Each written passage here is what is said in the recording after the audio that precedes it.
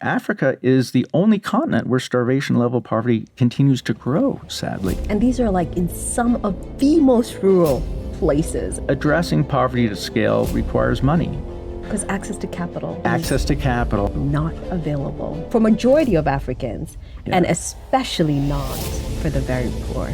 The biggest thing that holds us back is ourselves, our own fears. Our fears of inadequacy, our fears of rejection, our fears of failure. What is one piece of financial wisdom that you believe is often overlooked? And we figure out ways to get access to more capital, and the system needs to be more important than the individual. Are we giving up too much to individuals when we should be investing in institutions and systems? Love that. The investor is a decision maker. And so being dispassionate about your decisions and realizing what decisions matter and what decisions don't matter, because your scarce resource ultimately is your time. And you don't want to waste your time doing things that don't matter. Welcome to the Doers Defined Podcast, where our mission is to amplify emerging market heroes bringing positive change. Today, I am honored to have as our guest Perry Boyle. And Perry is a chairman of the BOMA project. Perry leads this nonprofit organization in its mission to empower women, youth, displaced persons in Africa's drylands to overcome both extreme poverty and the challenges of climate change. Perry is a seasoned financial executive, public servant, an advocate for social impact, and over nearly 4 decades, he has left an indelible mark of excellence in asset management and investment banking at prestigious institutions, including Salomon Brothers, SEC Capital, Point72, and as a co-founder of Thomas Weisel Partners. Weisel. He's perhaps best known for his leadership at the hedge fund Point72, where he was instrumental in raising billions of dollars in capital and navigating the complexities of the financial world. Beyond finance, Perry is deeply committed to social causes, supporting initiatives like affordable housing and veterans advocacy. Most recently, he co-founded MITS Capital, an international defense venture capital firm and accelerator. And on a personal note, Perry is not only one of the smartest minds I've had the privilege of meeting, but he's also a dear friend and somebody who's been a big supporter. So Perry, I am truly, truly honored to have you on Doers Defined Podcast today. Well, it's such an honor to be here, and I'm such a huge fan of yours. So anytime I get to spend time with you is time well spent. Oh, thank you. So I thought it'd be great for people to get to know you a little bit more than just the financial world. And let's start with the childhood. So, Perry, your father began preparing you for his death Yes. when you were very young. Yeah, that's true. Which I think is an unusual but impactful approach. And thankfully, he's still alive today. Yes, he's 90. He's about to be 91, but he never thought he'd live this long. And he was orphaned as a child, and he didn't want me to go through what he had to go through. He wanted me to be ready, which had some positives. But also, it warps your perspective a little bit. So in that sense, how did that preparation shape your perspective on life and on responsibility and independence? Yeah, I think it always made me feel independent and having, I was always thinking, what am I going to do to make sure that I can take care of my family? And that... It pushed me. It created a strong drive. And I'm not the kind of person who can go on vacation on a beach. Like I always have to be doing something.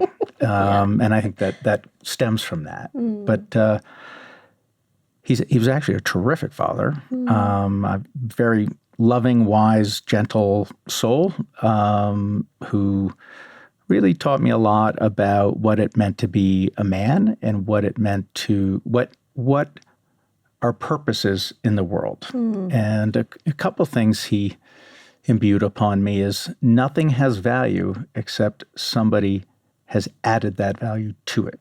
So all value is created by a human, right? Gold in the ground is worth nothing. It's the mining of the gold that the value is. And thus that all work, all labor has dignity to it. And I thought that was a really important lesson, especially where I grew up in a fairly privileged situation. I grew up in Greenwich, Connecticut. So that thought that everybody who is taking care of themselves and their family and a little bit more, they're serving a purpose and are worthy of respect. Labor has dignity. Labor has dignity, exactly. That's beautiful. And that will tie into some of the other things I think we'll get into, because I really think that the best systems in the world are the systems that allow individuals to play their best game and work with other people to achieve more than they can achieve on their own, right? And so those are the kinds of things that I have tried to work on in my, you made me sound old, 40 years of career. It's true, though. I am old. No, you still look great. Well, thank you. And so, I mean, he just sounds like a remarkable man. But then, interesting, because you chose to become sort of emancipated, a minor at 16. And I'm curious, what was the motivation for that? Impatience, I think. I'm not a patient person. And also, I think I have oppositional defiance disorder. I really, really don't like being told what to do. Yeah. And I come from a family of very strong women. And I think I needed to get out from under my mother's thumb in particular. So it was a unique situation that my family was going to move to a different town. I was a junior in high school. I didn't want to move with them to a different state and then have to start all over again. I was kind of doing really well in school and had a good social situation. And so to do that, and then knowing that I would have to go to university in a year or two after that and start over again, it's like, I don't want to do that. And so I got a job and found a place to live and said goodbye. It was great. And I had very little contact with my family for the next 7 years. Mostly my family is great. It's not them. It was me. I just needed to find my own way for a while. And you did great. Yeah. But I just thought that was such a remarkable story, Well, I think it was remarkable that they let me, I come from a generation where parenting in the United States was a little less hands-on. Yeah. And they let us take more risks and more chances. And this was one that they let me to do. I wasn't running away from my family. I was running towards myself, I think is a better way to think about it. Yeah. No, thank you. Because I knew you. And then I thought, this is so interesting. I just got to find out what you were thinking at that time. Okay. And so then you end up doing incredibly well, obviously going to Stanford, etc. And then you're at the U.S. hedge fund, Point72, and you were instrumental in its evolution, helping the firm raise billions of dollars. And I think from speaking to you, I've shared some of these stories. I think you personally raised almost $3 billion. That's right. What makes you so phenomenal at fundraising, do you think? Well, it always helps when you have a good product. So the situation was that Point72 had been a family office. It was the successor to SAC Capital, which had been a hedge fund. Steve Cohen owned this company. He wanted to be a hedge fund again. He couldn't do it himself. Like he couldn't go out and raise money. So what happened was in 2016, I left Point72 and I formed my own registered investment advisor, RIA, called Stanford Harbor Capital. And we ran a small hedge fund in that. But the real goal was that on January 1st, 2018, I was going to acquire .72 and then change the name and integrate it and be back in the game. Oh, fascinating. But do that with $3 billion in fresh capital. Okay. Which was a challenge because raising money off the track record of a family office is not something easily done under U.S. regulation. Yes. And the attorney, so I had no contact with Steve for 18 months, zero. And then I couldn't talk to more than 30 potential investors. I couldn't have more than 30 potential investors. And that's a regulatory standpoint. That was a regulatory, that was a safe harbor that if as a family office you had conversations with fewer than 30 people, then you were on the right side of the regulations. But if you talked to 31, then you were on the wrong side. And if one of those 30 said no, you couldn't replace them.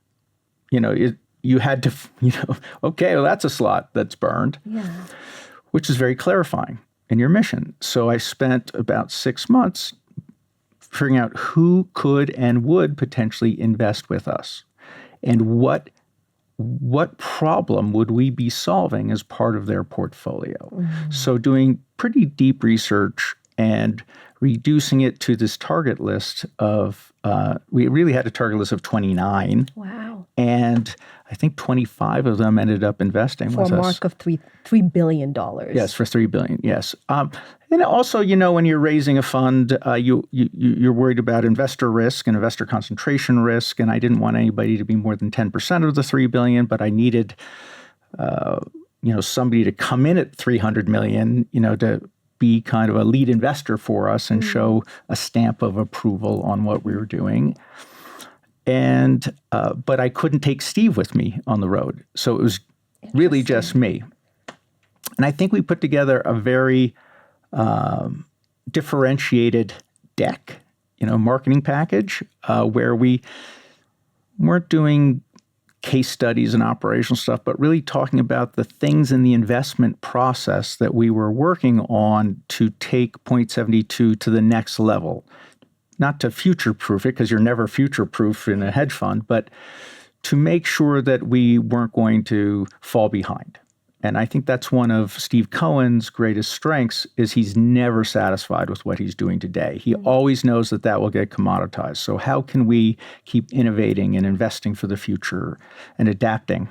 And that was really the thesis that we were selling was how we were going to adapt to take advantage of the market, AI, machine learning, quantitative techniques, different geopolitical openings and closings. And, we became a global hedge fund while I was there. And I really liked working for Steve. He's a very difficult person. It's not like we're friends or anything, but I liked working for him because he knew me. He could read me. He knew, I'm never going to tell Perry what to do.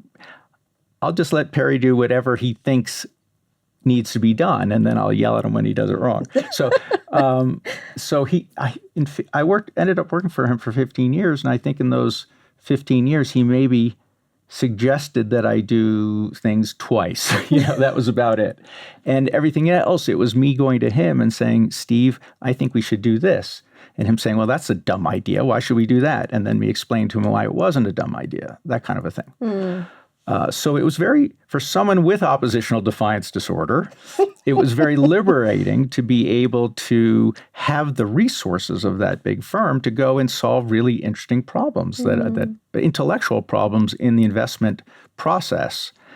And I like to think that worked out well for him. Yeah, you did splendid. Yeah. And actually, for a lot of the viewers who might not be U.S.-centric, so Steve Cohen is actually more known as the owner of the Mets now, the New York Mets. And he did that after I left, so yeah. No Mets tickets for me. I think you can go back. You put in your time. Yeah. But it's interesting because I'd be curious. He played such a, and you've mentioned him when we've had conversations. Yeah. So what was that lasting impact or key lesson that he left you? I think both personally and professionally. Yeah. Well, I think I came into SAC at the time with a sense of the possible, and what I got to do with working with Steve is prove that out a bit. Okay, so Steve typically has 3 questions that he asks somebody. What are your goals? What is inhibiting you from achieving your goal? And what are you afraid of? Very and that's interesting. a really, and I don't know that he even knows that he asks those questions. Like I figured that out by observing him over time, and he doesn't always ask those questions at the same time in the same conversation, but he generally gets that. Those seem to be anchoring points for him in conversations with portfolio managers or people who work for him. And concrete goals like, how much money do you think you can manage, or what P&L do you think you can put up, and what's stopping you from getting there? And the implication in those questions is that you can achieve great things. You have to identify what's holding you back from achieving those things. Most problems are solvable if you look at them correctly, and that the biggest thing that holds us back is ourselves, our own fears. Our fears of inadequacy, our fears of rejection, our fears of failure. And I think, so for me, I got the sense of the possible when I joined him. But this that we hold ourselves back, that fear is a real limiter to human achievement. I saw it time and time again. And now that I've mentioned this to you, you're going to look around and say, oh, that makes sense now. Like that person could have... And it's true for me. I've been afraid of things and haven't achieved certain things because of fear. So that, let's examine our fear. Why are we afraid? What is it?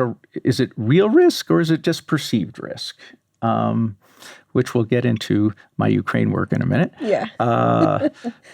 And so, I dive into things often now without being aware of the risks, because I feel that I'll be able to manage the risks. I just go in with a positive outcome bias to almost any situation. And also a lot of experience, Perry. Well, true, a lot of experience. Survivor bias. You live long enough. Hopefully you learn from your mistakes, and I try not to repeat them. But confidence. I think that experience has given me a level of confidence that I certainly didn't have when I was a younger man. Yeah. Oh, that's such a beautiful, thoughtful answer. Yeah. I'm actually going to, I'll look out for that. But I think it's such a wonderful way, I think, of really drilling into who the individual is and getting to the real core, which we often don't do. Yes. Yeah. So I think that's what I gather Steve must have been very good at. Yes. Yeah. Yes. But, I think for me, it's fascinating about a baseball team, because a baseball team requires players to interact as teams. Together. And a lot of what we did in the hedge fund industry was very individually focused. And so for me, it's interesting to watch him adapt. He does chase stars, right? And can he integrate them into a team that can work together to achieve goals? And I know he intellectually gets it, but sometimes he emotionally he might be. Yeah, fascinating man. He is a fascinating man and a huge mentor of mine. So, oh, that's wonderful. Thank you for sharing that. And then, during your tenure at SEC Capital, the firm faced a highly publicized insider trading scandal. But what I was curious to know is, what did it teach you about navigating ethical dilemmas and maintaining integrity in high-pressure environments? Yeah. Well, so one of our operating units was indicted for a crime. one of our employees was indicted for a crime. Several other employees over the years had gotten into minor trouble, which is, it's always going to happen in the investment world. I mean, Morgan Stanley has their problems, McKinsey has their problems, JP Morgan doing has the London Whale. And you do the best you can. And I always thought that at SAC Capital that we were the good guys. Like, we hired the head of compliance from Goldman Sachs. Like, we took it very seriously. And yet we hired a guy who turned out to be a criminal. And I don't have to say alleged, because he was convicted of the crime and he went to jail for it. And I personally believe he was guilty of this crime. And how did we miss it? How did we miss it in the hiring process? How did we miss his ethical challenges throughout his employment with us? How did he get away with doing this? And sadly, you come up with the conclusion that if you hire really smart people and their values are not aligned with your values, they'll figure out a way to game the system for themselves. And so that was one learning. Another learning was successful people don't cheat because they don't have to. Oh, that's interesting. I never thought about it that way. It's the people who are mediocre. The mediocre performers are the people you have to watch out for, because they want to keep their job, right? They're the ones who are worried about falling behind. So they're the ones looking for the extra edge. Imposter syndrome. Well, that's a good way of thinking about it. And so I spent a lot of time with psychiatrists, psychologists. How can we interview for ethics? How can we not hire unethical people? And it wasn't very satisfying, the answers you get in this. It's very hard to test for ethics. It's especially with people you don't know. It comes over time, and some of it's situational. But one guy did give me some insight. Now, what was that? He's a criminal psychiatrist. He works with the criminal sociopaths at Sing Sing. And he introduced to me the concept of locus of control. Okay. And he said, well, about 3% of society are sociopaths. They 3%. Just don't have any ethical grounding. They'll do whatever they feel like. They don't care about other people in any way, shape, or form. And 3% of those 3% are genius IQs. So those are the most dangerous people. And it's almost impossible to protect yourself from them. But the tip-off is locus of control. So locus control is inside ourselves. Do we feel we have agency? Do we feel that our actions affect the world, or the world just affects us? So external locus control is, it's not my fault. Like, the dog ate my homework, or it was raining, or you can. External locus control people can rationalize their behavior. It's never their fault. And so it has multiple negative consequences. One is they can't learn because they're not making mistakes. Yeah. Right? At the other end of the extreme is internal locus control, which, if you have too much of that, then you're so full of anxiety and over analysis paralysis, like you can't act, right? But that's like, everything I do has an action, and I have to watch out for the reaction. So you need to find the balance, but you want to be more towards internal than external locus of control, because you want a feedback loop. You want action out, feedback back, change in action, kind of the Hegelian dialectic. Yeah. So how do you test for that in an interview? Very hard. That's very hard. You can test for it in references, but basically you don't want to hire people who perceive themselves as victims. Okay. Because they can then rationalize behavior. Well, I'm a victim, so I can do this, right? Or people who will not consistently apply themselves to a difficult task because it's just too hard. Fascinating. Right? Yeah. So things like that. Yeah. Wow. What a story. We could do a whole podcast on this. No, I'm actually going to push you to write a book. That's what's going to happen. But that incident was that was behavior that occurred in 2009. that we were indicted for in 2013. Okay. Or 2012, and we settled that at the end of 2013. So it was a long situation, and it was very difficult because Steve was portrayed as personally as a criminal. Wow. And that I was working for a criminal. And I remember when Preet Bharara indicted us, he called us a magnet for cheaters. And I said, wow, is that what I am? It was a tough time to be in finance, True, but, it does make you go home and think, wow, is that what I do? Am I a magnet for cheaters? Is that like my goal in life? No, right? So, and, it would have been very easy to walk away. But then you look around the floor and you say, well, I hired him and I hired her and I hired her and she works for me. Like, and they're great people. And they're great people. And I knew Steve himself hadn't done anything wrong and he still had a lot of money to manage. I knew we still had a business and I just couldn't walk out on those people. And, today Steve is bigger than ever. I think they're managing $26 or $28 billion. Performance is right up there and he's got the Mets and, it's one of the great comebacks in many respects. Oh, I love that. Yeah. Thank you for sharing that. Yeah. Gosh, and with all that, then you leave Point 72. Mm-hmm. And this year, you decide that you're going to be a founder of another financial institution, MITS Capital. And my understanding of MITS is that you facilitate U.S. and NATO access to Ukraine's defense technology. That's what we're trying to do. Yes. Right? So what is a motivation for starting this new venture? Yeah. So I'd essentially retired. Yeah. Like we moved to Idaho.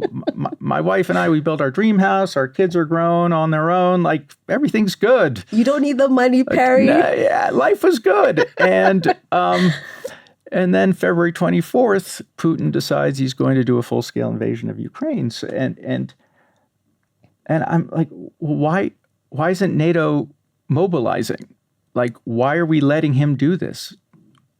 And forget NATO, like, we have a United Nations, like, just for this reason, to keep Russia on its side of the river. Yes. And no one was doing anything. And I was sitting there getting madder and madder. And I think, well, I'm 58.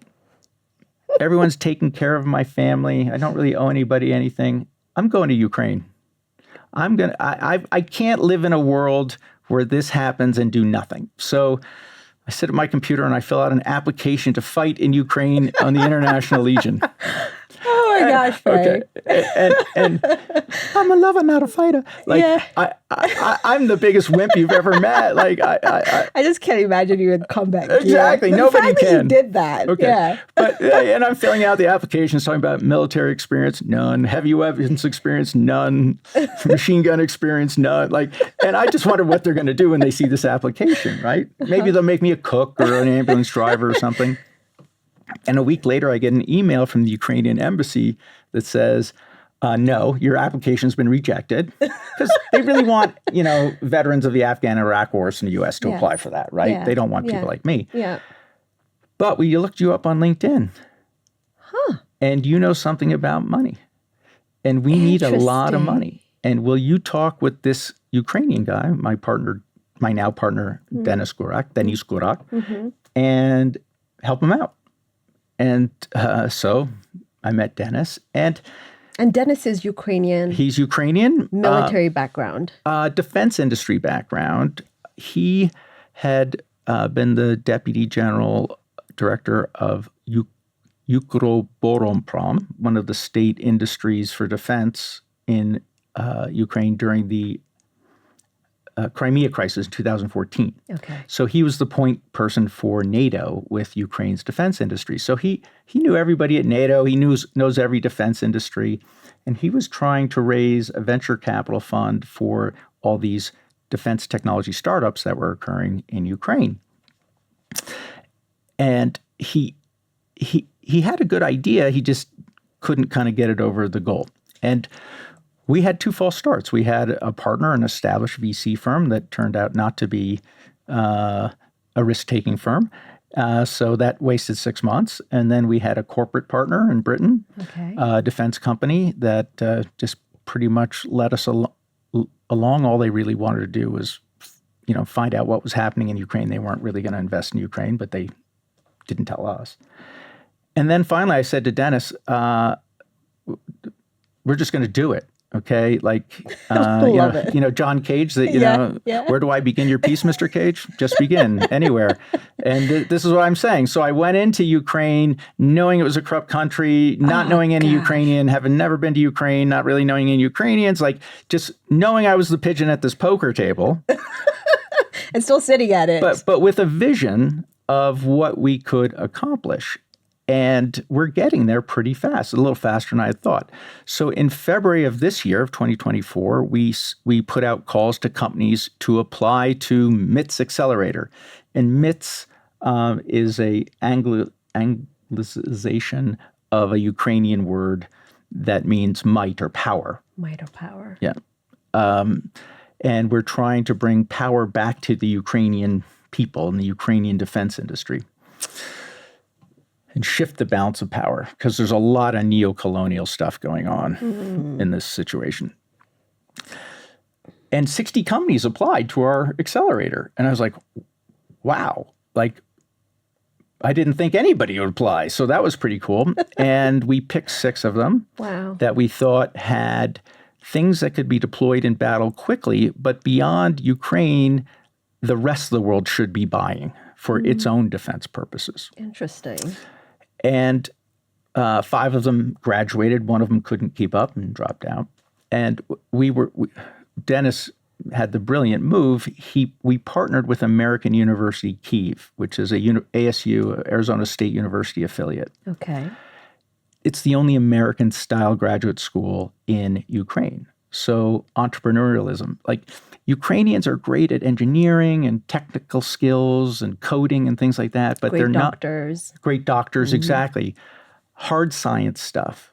But the soft skills, the marketing stuff, entrepreneurship, remember, they were a Soviet republic for longer than they should have been. And their economy, even post-independence in 91, was heavily Russian dominated. So bringing American culture, business culture, into Ukraine is really important, and they're thirsty for it. Okay, it's like water in the desert, but that was the right partner, and they have been a tremendous partner with us. The school is right on the Dnipro River, beautiful campus, excellent professors. So what we do with an applicant, if we accept them, it's just like Y Combinator in California. We give them seed capital and a 3-month training program. Okay. How to be a company, how to protect your intellectual property, which is hard to do in Eastern Europe. How to open up a bank account outside of Ukraine, basic stuff, but we have almost like company in a box kind of thing that you can do. And then we take a percentage of their company in a safe note, because we don't want to set the valuation. We want later investors to set the valuation. Yes. And we've graduated the first batch in September. We then had an incredible bunch of companies apply for the second batch, which we started about a month ago. Okay. Because now we had a reputation. Now we had success. And now we had a credibility. Because a lot of people go to Ukraine and say, we're going to help in Ukraine. And Ukraine's very difficult to operate in, but we delivered. And so the government now, I wouldn't say is a partner of ours, but they help us. So they have their own venture capital business called Brave One in their defense unit. Okay. But they can't provide the degree of hand-holding that we do. So they'll write a check, and then they'll send their companies to us for the next. And that's awesome. That's awesome. That's amazing. When everybody's leaving, you're jumping in. Well, my thesis on Ukraine has several components to it, but one is Rothschild, buy the cannons, sell the trumpets, right? And Ukraine is pretty far from the trumpet section of the orchestra right now. It is. So lots of cannons, no trumpets. From a venture capital perspective, we have no competition. There's nobody doing zero. this. Yeah. Okay, that's not entirely fair. Eric Schmidt is doing this through D3. Oh, yeah, that's true. But more AI focus. No, drones. Yeah, Just really drones. Okay.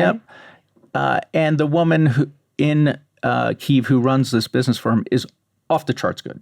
She's phenomenal. And she has done such a wonderful job. And I'm kind of in awe of her. But again, they don't have the resources that we're building to really help these companies become companies. And that's our aim. And I think they have a slightly different investment product focus than we do. So we're complementary. Like I hope she doesn't consider me a competitor because I don't consider her a competitor. I consider her a partner in this. And then we see every deal. Like there's no deal flow problem. And the government sends us deals.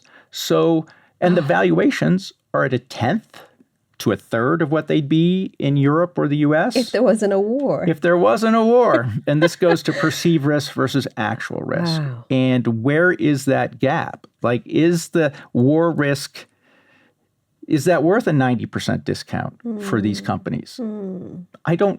I'll let you know. But then what happens if the war ends?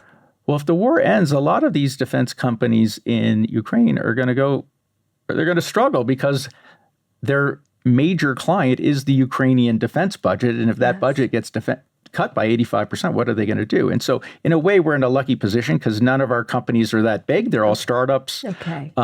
Some of them are selling into the Ukrainian war, but not all of them are yet. I mean, they're literally like we're trying to buy machinery to make the product for some of these things now. And everything we're investing in, we have an eye towards, well, who else are we going to sell this product to? Not the company per se, but the product to. And Ukraine has a strong history of defense industrial base. It was the defense industrial base for the Soviet Union. Yes. Prior to the war, there were 900 defense plants in Ukraine building things.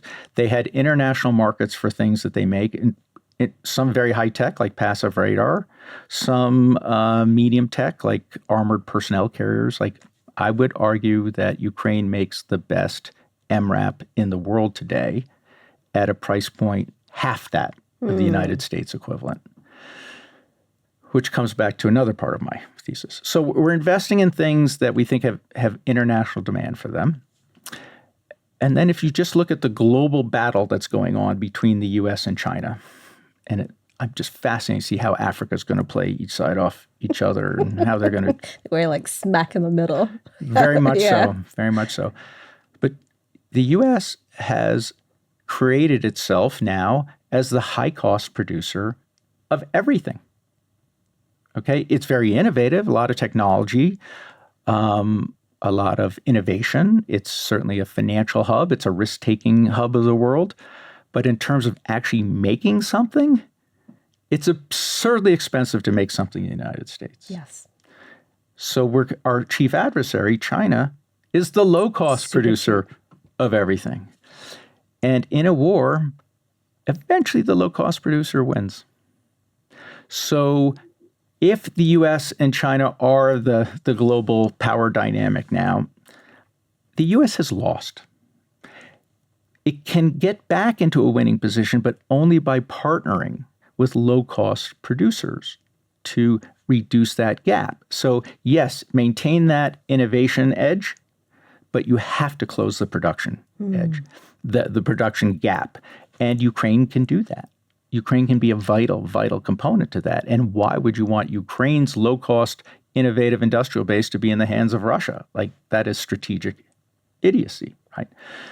The other country that's going to play into this narrative at some point is Mexico. Oh, interesting. Okay. But they don't know it yet. I haven't told them yet. You're going to tell I them? have big plans for Mexico's defense industry, which doesn't exist yet, but will. Okay. Because they, in the free world, they are one of the low-cost producers, and they have the manufacturing sophistication to build a lot of this stuff. So we should be partnering with Mexico on this rather than telling them we're going to ship 13 million people. But we should be nicer to Mexico, I think. Yes. We need Mexico. We need Mexico. So let's see how, the next administration sort of handles that. Yeah. So we're going to grow MITs. We're going to double the number of companies next year. We'll run 2 more batches. There's some consolidation opportunities. And, by the end of 2025, I think MITS will be pretty broadly known internationally as a Ukrainian-focused defense technology bank. Wow. And Perry, this was an idea a couple months ago that we were talking about. And now to see just the progress. Yes. Yeah. Well, it's phenomenal. I have phenomenal people. As I said early on, all things are created by human labor and human ingenuity. And I've partnered up with some phenomenal people in Ukraine. They are truly wonderful. The third partner of MITS Capital is Anton Melnick. He helped create the Department of Digital Transformation in Ukraine. Ukraine is leapfrogging other countries in certain areas, and they have a department to do that. Like, why doesn't the U.S. have a department to do that, right? And then the woman who runs the accelerator for us, Alina, I apologize, I'm going to butcher your name again. It's Lovinskaya, but it's not. Okay. It's much more euphonious than that. Hard. Yeah. And she is a force of nature, and she is the mother to all these defense tech startups. And it's just such a privilege working with these people. And they're patriots. They could have run away. They ran they ran towards the sound of the guns, not away. And they're building a new Ukraine. Wow. And it's an honor to be part of what they're doing. Fascinating, that you were willing to do this when you should have been retired. Yeah. But no surprise, you take on the tough tasks, but somebody had to do it. And I just can't wait to see. I try and go into situations with a low base where like nobody else is doing it, so I can't screw it up too much, I can't wait to see how it goes. Yeah. So for everybody watching, listening, keep your eye out for MITS Capital. Yes. Slava Ukraini. Yeah, you Slava Ukraine. And then now, I think an organization that we both have a deep love for, BOMA. So you're the chairman of BOMA. Soon to be the vice chairman. I want to talk about that. But I wanted, I think, in your own words, to share BOMA's mission. And I think specifically how it aligns to your own personal philosophy of poverty alleviation. Yeah. So while I was working for Steve at SAC in Point 72, I got to the point where I was like, I kind of mastered this. My job in life is to help Steve make $1 billion a year. And is this what my purpose is? Is this why God put me on the planet? Is this what, when I have grandchildren, do I want them to say, oh yeah, my grandpa worked for Steve Cohen? Like, is it, or is there some problem that I can address that's socially useful and maybe move the needle a little bit on? Like, I don't have the hubris to think I'm going to solve starvation level poverty, but that was the thing that I started thinking about, contemplating, starvation level poverty, because it doesn't need to exist. The planet grows 1.5 times the food that we consume. So it's a systems issue. It's a distribution issue. It's a will issue, a political will issue.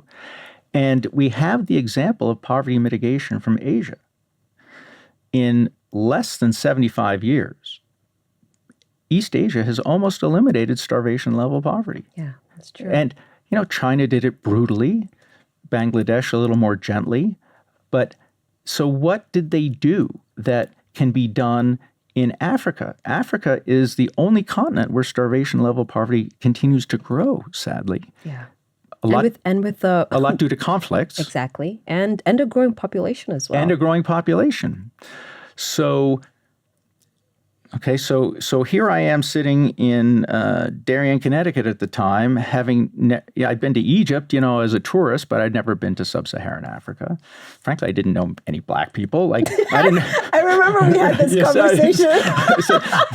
I'm pretty sure I'm prejudiced, but I'm not sure I'm racist. Like, am I racist? I don't know. No, I don't know enough Black people to know if I'm racist. Just the fact that we could sit down and have that conversation. Okay. Yeah. So they're in Connecticut. Yeah. And you're thinking about, what am I doing with my life? Making all this money. And so I go to a conference and I hear this woman, Kathleen Colson, talk about this thing called BOMA, where she went around northern Kenya and asked the woman what would help them. And they basically told her agency would help us. Having more control over our lives would help us. Okay, well, that makes sense. How do you effectuate that? Well, money isn't the root of all evil. The lack of money is the root of all evil, right? And so she helped women find a way to have their own money. And that sounds simplistic, but boy, it is massively changing. So I had studied development at the Food Research Institute at Stanford University when I was an undergraduate, and I have a degree in international development from the Fletcher School at our alma mater, Tufts University. Yeah. And I know that almost all international aid does not work, right? So here was an intervention that worked, that wasn't aid, it was empowerment. It was a catalyst, not a handout. And that just intuitively appealed to me as a capitalist.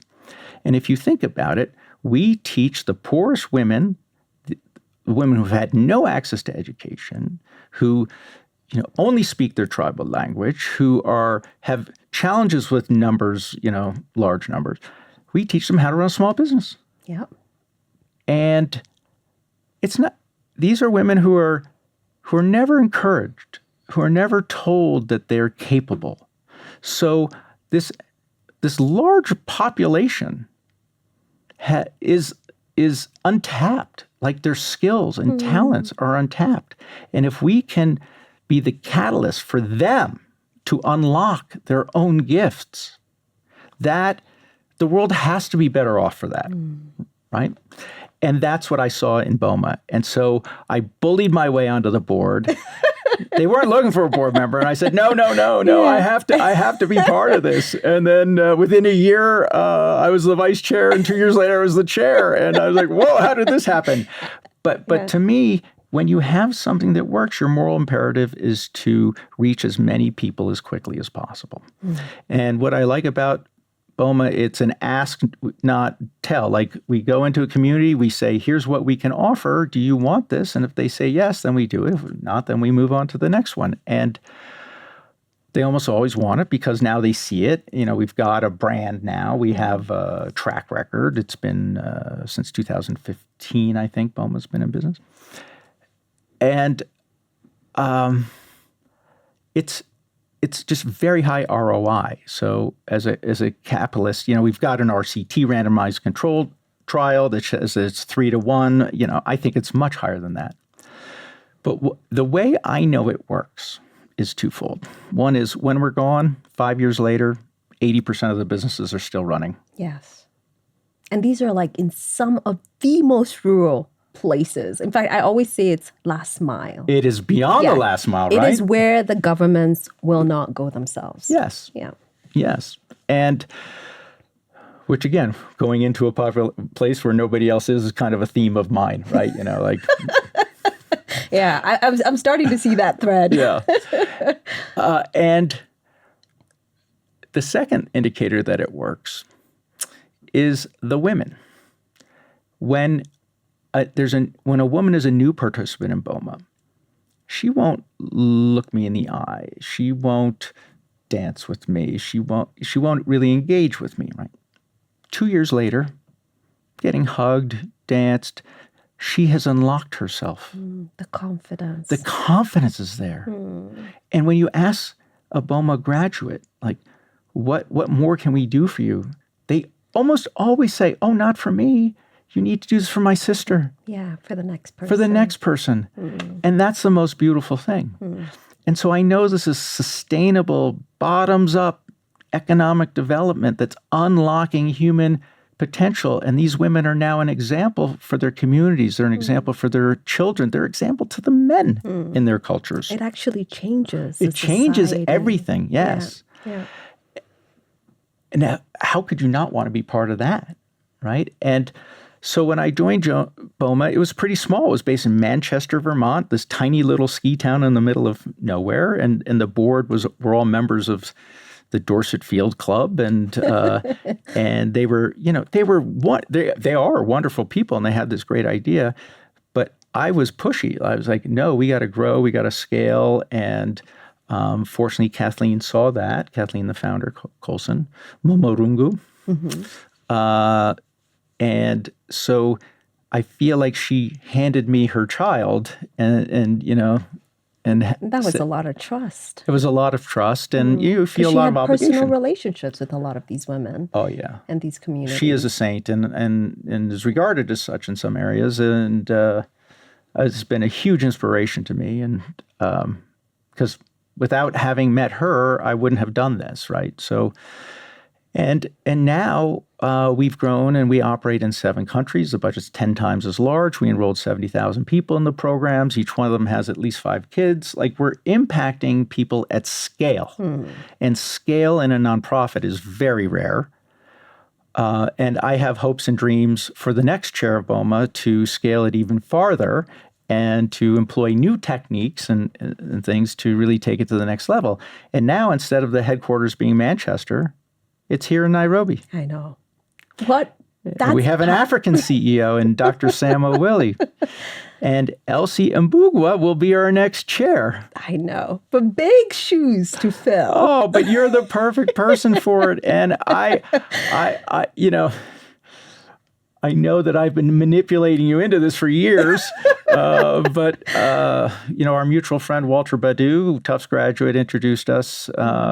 And you jumped at this immediately when I explained to you what we were doing, and having you as part of BOMA and on the board for BOMA. And you're such a leader. You're such a strong woman. You're such a strong example for women. Thank you, Perry. And I just couldn't be happier at, like, how do you get to leave something which is bittersweet and hand it off to somebody that you have just so much confidence in is going to raise your child the way you would, right? So it's, I'm really quite proud and honored and excited for the future of BOMA, because I know that you're going to do great things. Oh, thank you.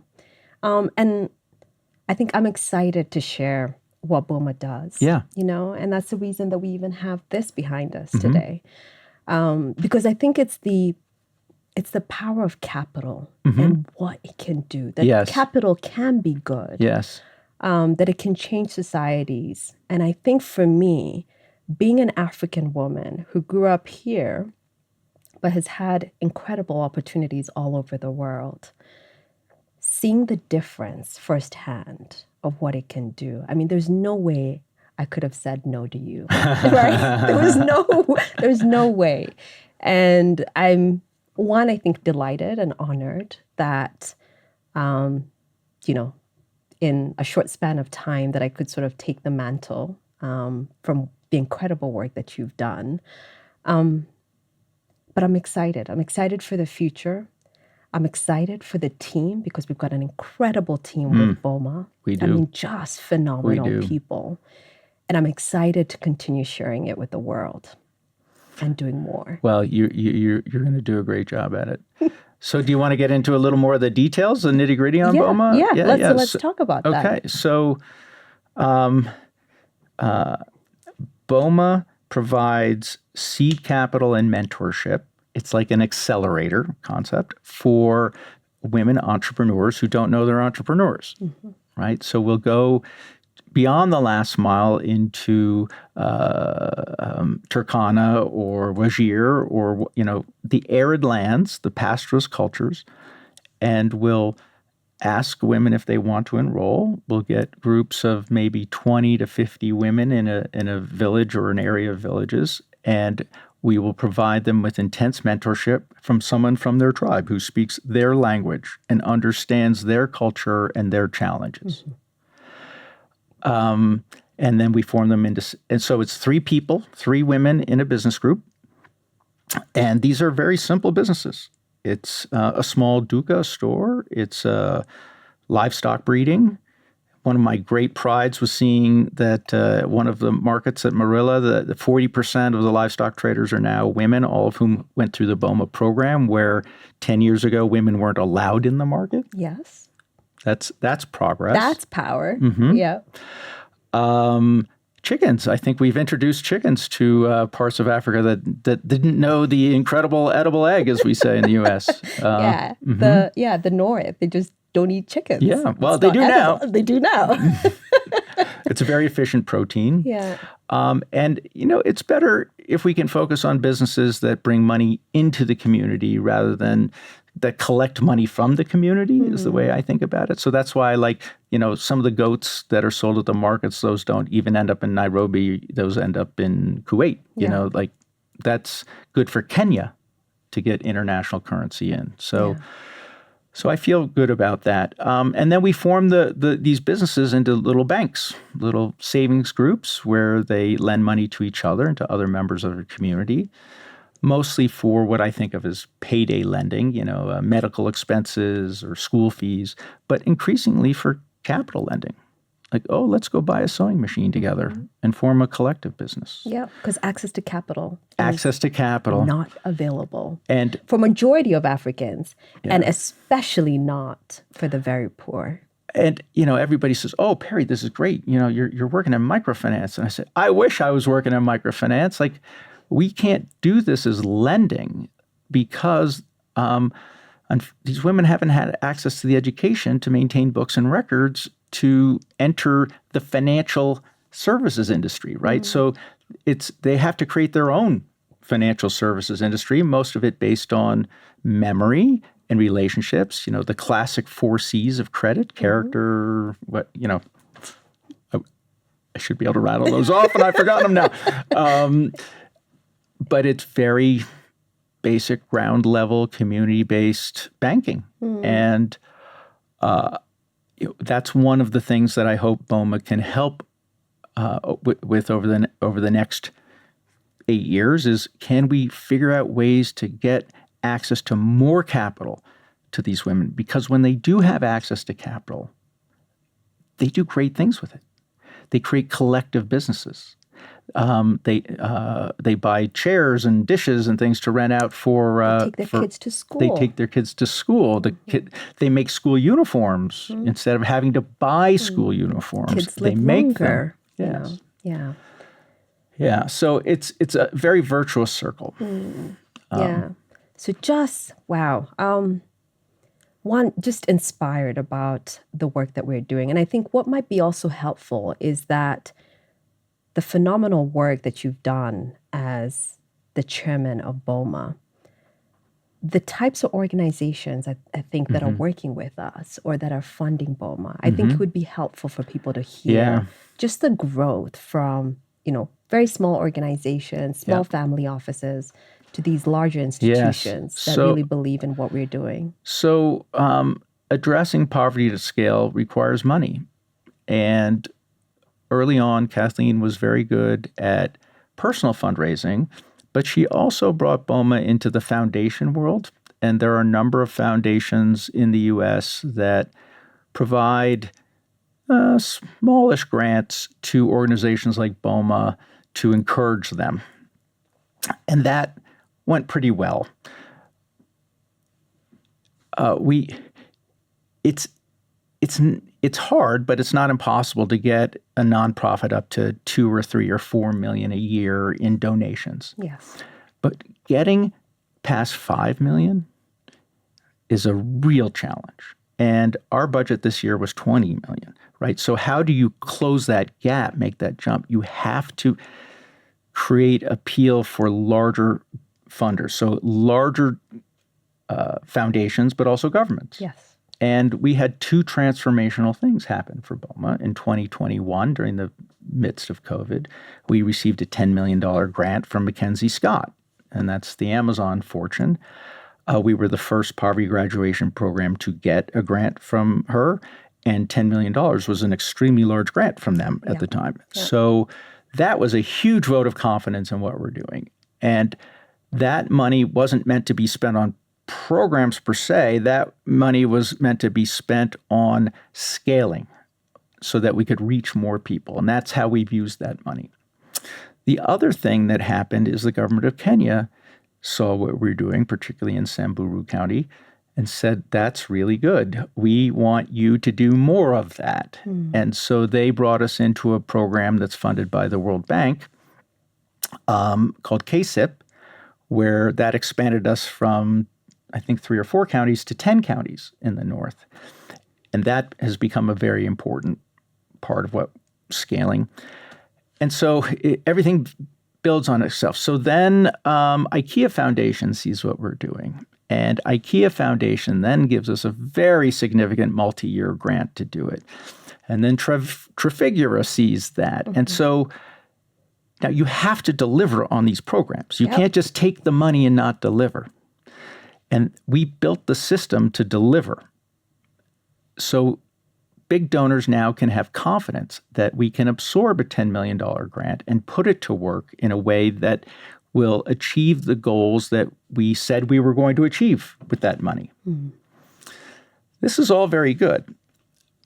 As we get bigger, though, we have to be careful that the tail doesn't wag the dog. Yes.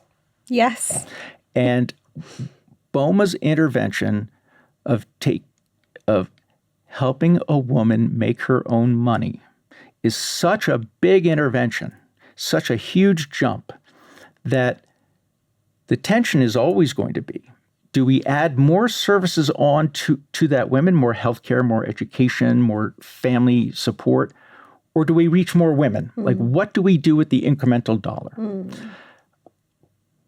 Under my chairmanship, and you may take it in a different direction, it's perfectly legitimate, but I always felt that this intervention was so powerful that we had to bring it to as many people as possible, as quickly as possible, and let other things then follow. In some counties, does that still make sense, where we have higher penetration? I don't know. Like, we should explore everything. Yeah. But donors often come with their own agendas and their own metrics and the own outcomes. And will they try and use us as a tool of their will rather than seeing what we're doing and trying back what we're doing? I think that tension is going to increasingly arise for BOMA. As we get bigger. Yeah. And in a way, it's a high-class problem.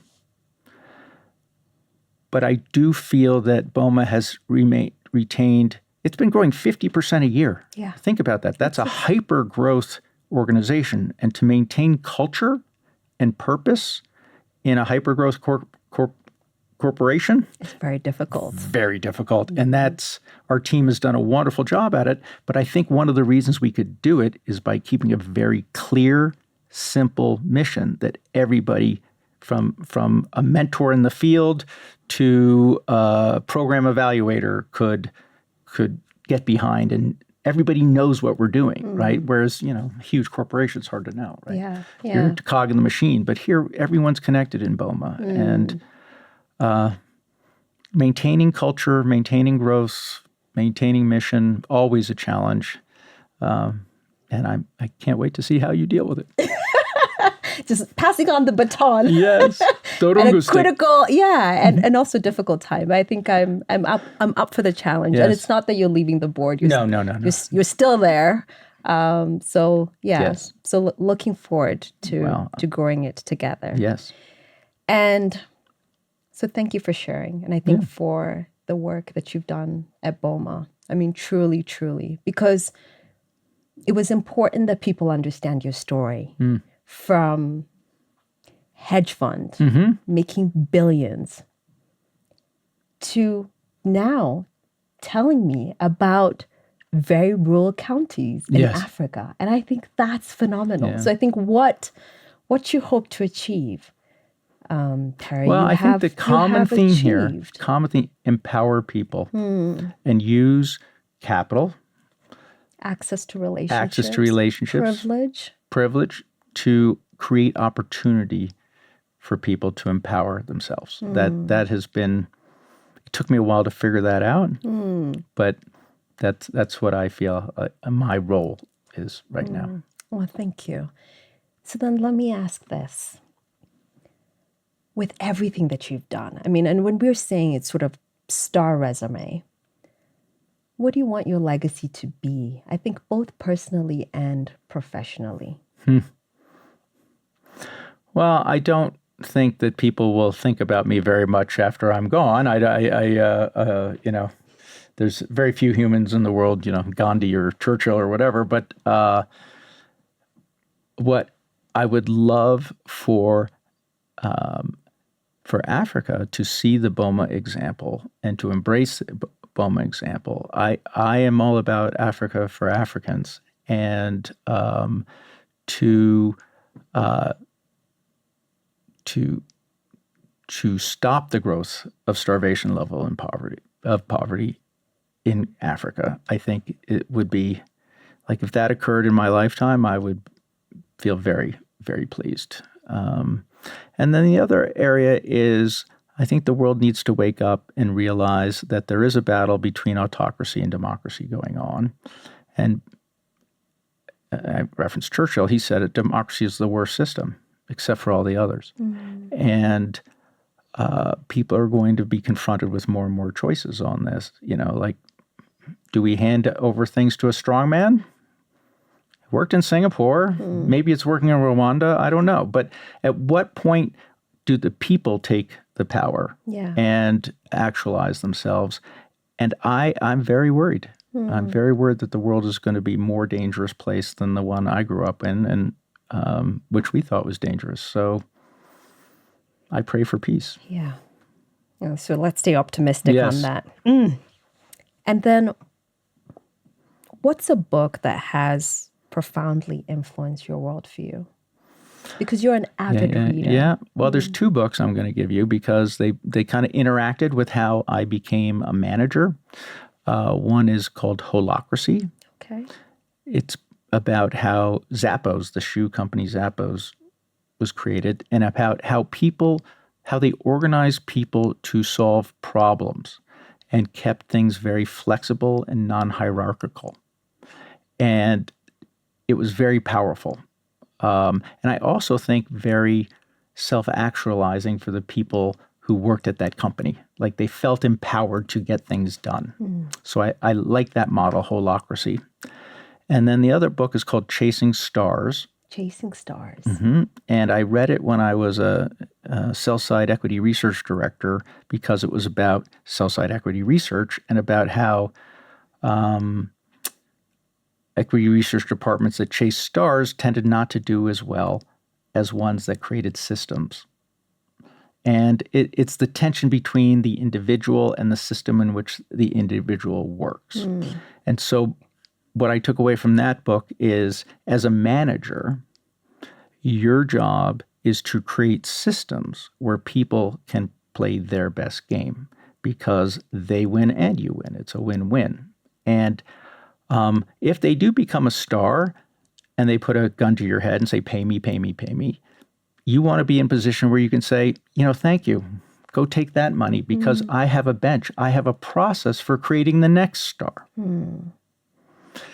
I never want to be hostage to one individual in my company. Like, you always want to have a bench, and the system needs to be more important than the individual. And this is a tension we're seeing not just in business, but in politics, right? And that's what worries me, is like, are we giving up too much to individuals when we should be investing in institutions and systems? Yeah. So those two books. Great. Okay, so I haven't read those two, so I'm definitely picking those up. And I know you've lectured in many prestigious universities on investing. So be it Harvard, Yale, Cambridge. And many of the folks who are listening to the Doers Defined podcast sometimes don't have access to some of this phenomenal advice, or don't have access to, let's say, many venture capitalists or private equity executives. So what is one piece of financial wisdom that you believe is often overlooked but crucial? Oh, there's so many, so it's hard to focus on just one. But in investing, the most robust concept is the trend. and understanding how trends are created and when trends fizzle out is a pretty valuable thing to figure out. It's hard, but like when does something go from being a trend to being a bubble? When's a bubble going to burst? We can have a whole podcast on this, Elsie. You teach the class, so check out what Perry has put out. There's a couple. I think I'm on a couple podcasts out there. Yeah, and the investor is a decision maker, and so being dispassionate about your decisions and realizing what decisions matter and what decisions don't matter, because your scarce resource ultimately is your time. Yes, and you don't want to waste your time doing things that don't matter,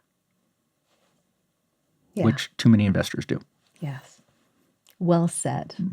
So we have a closing tradition on this podcast.